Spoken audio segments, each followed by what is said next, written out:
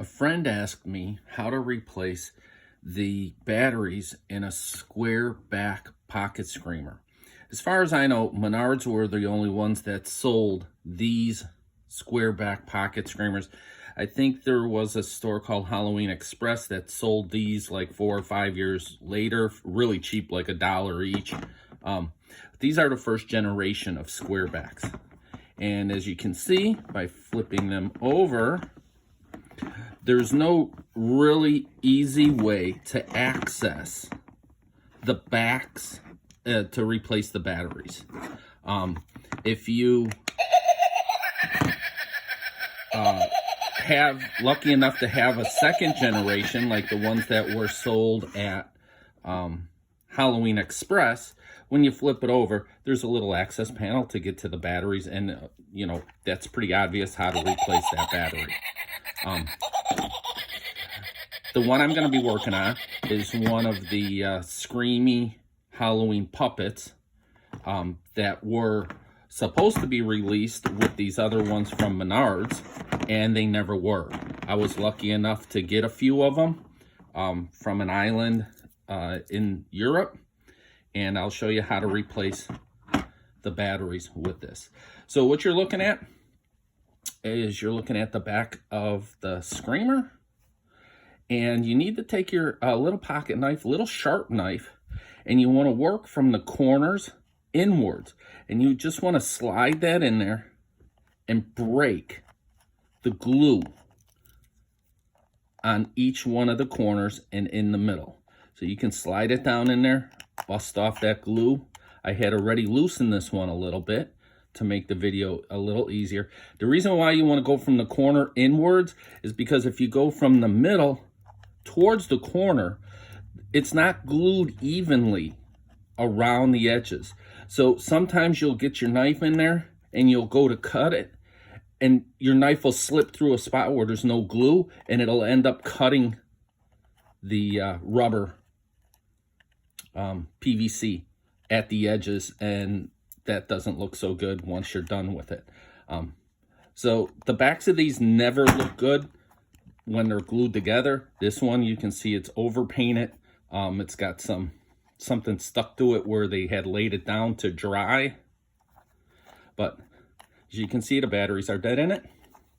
So I got it loose. I'm going to pry it open. And you're looking at an easy access panel for the batteries. I like to use my pocket knife again. Get it in that little crack right there. Push it down. Sometimes these batteries are really corroded when the acid leaks. Pull it off. And gently pry the batteries. Most important thing is that you don't want to scratch up the plastic that's around the spot, around the edges. And you can see that the batteries are pretty well shot. They had a little bit leakage around the edges. I don't know if you can see that one as well. They just started to leak. So the battery box in this one is nice and clean. If it wasn't clean, you can go and take a little fingernail file and scratch this plate here. You can also go and clean it up with a Q-tip. I like to use a little rubbing alcohol, get it all nice and clean. And that's about it. Sometimes, because these are manufactured so fast, I think that the positive and the negative side are reversed. So when you pull those batteries out, you want to make sure that they were in, that the replacement batteries you're going to put in are in the same direction. Like I said, sometimes they're so fast with it, they reverse it around the other way. I get the batteries in there. I squeeze it. It's working. I put the little plate back on. In these cases, a lot of these, they don't put the screw in there for some reason. Maybe because, you know, when they're manufacturing thousands of them, those screws might cost them 2 cents extra. I don't know. But I do find that sometimes the screws are missing. So I get it back into the right place. And once I got it close, I take some of this Loctite vinyl, fabric, and plastic glue. What I like about this is it's both flexible and adhesive. I put a little bit on a toothpick. It's pretty pliable. I put a little bit of it on a toothpick. I run it around the edges of the box here.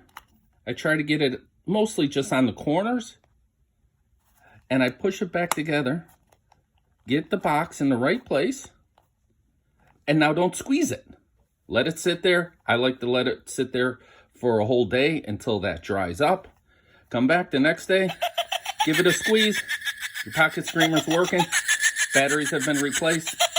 I use batteries that have an expiration date of at least 5 years long, 5 years later than the date that I'm installing them. That way, I'm almost guaranteed that I'm not going to have to do this for 5 years and possibly for 8, maybe 9 if I'm lucky.